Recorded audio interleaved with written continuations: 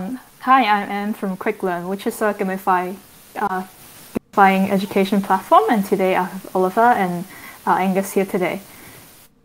And first, let me tell you a story. John came home from school, and he's fourth grade now. It's getting harder for him to understand school, but it seems like he's the only one who's struggling in class, so he never speaks up. He can only ask his mom, who is working long hour, and what she's teaching recently mostly wrong. And he have nothing else to do but play online game. He has shared the dilemma faced by lower SES student, which is in accessibility. Here is some stats showing that how it can hinder student learning curve. And 60% of the Australia live in regional location have less than 30 kbps download speed.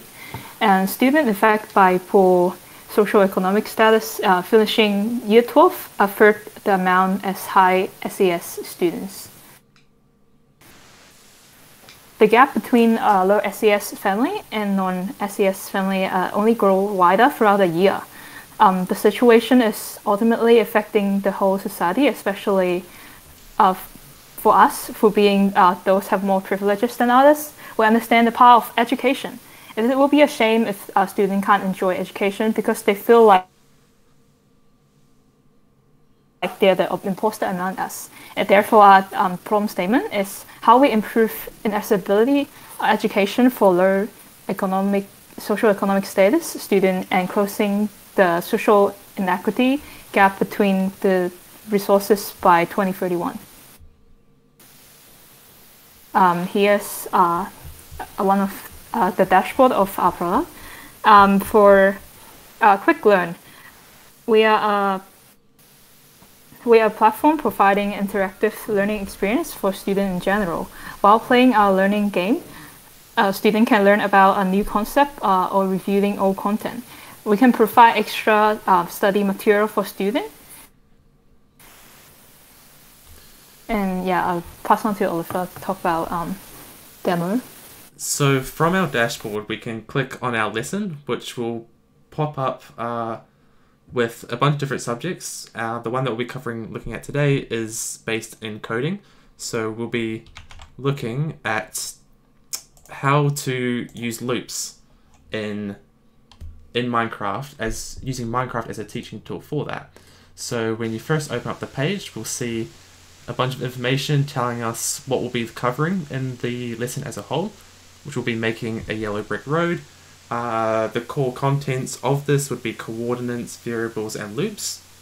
And then if we just click on start, it will take us to part 1, where it's explaining to us what a coordinate system is and sort of what we're going to be trying to do with that in Minecraft. And then we can go to the next page, and then it further explains how the coordinate system works as a whole, with the difference between relative and absolute coordinates, and also explaining how each of the X, Y, and Z axis works, from like north, south, east, west, that sort of thing. And then if we keep scrolling through, it's just more information presented to the student before an interactive activity. And for this lesson, that activity is, of course, building the yellow brick road. So then when we get to the next slide, we're told then to open up Minecraft, and we're given some instructions on the stuff that we can do in-game to give it a go, to show how coordinates work. So if I open up Minecraft, I can then mess around with the commands using the ones that I just saw on the slide before. So I can teleport myself across the map, which is awesome. And then if I click on the next page, I'm given a question on how I would want to teleport 100 blocks in front of me. And of course, using Minecraft, I can experiment with numbers and sort of find out which one is working. And then once you select the right answer, you'd be able to move forward.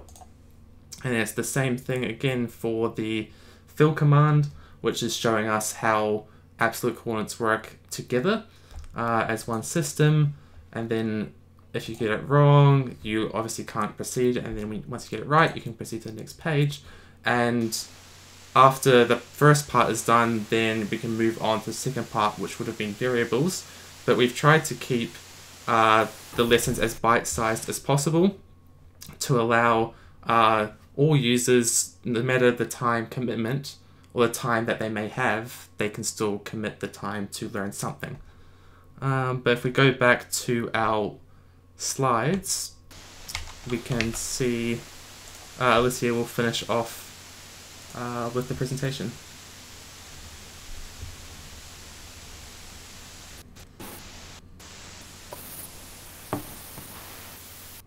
Are we done?